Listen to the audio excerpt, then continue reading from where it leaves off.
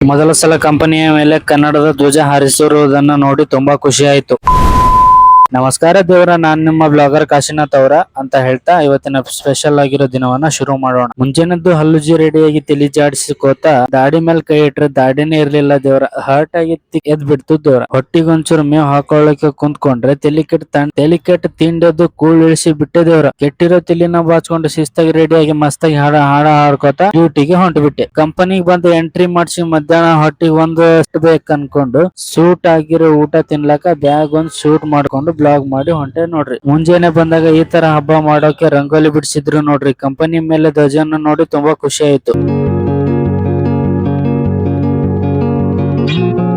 ಸಂಜೆ ಮನೆಗ್ ಬಂದ ನೋಡ್ರಿ ನಮ್ಮ ಚಿನ್ನಮ್ಮ ಒಂದು ಪ್ರೇಮಿಗಾಗಿ ಪ್ರೇಮಿಯೊಬ್ಬ ಇರದ ಕ್ಷಣ ಈ ತಿರುಗು ಭೂಮಿ ಮಲ್ಕೊಂಡೇಳು. ಅದನ್ನ ನೋಡಿ ಬಾಳ ಬ್ಯಾಸರ ಮಾಡ್ಕೊಂಡೆ.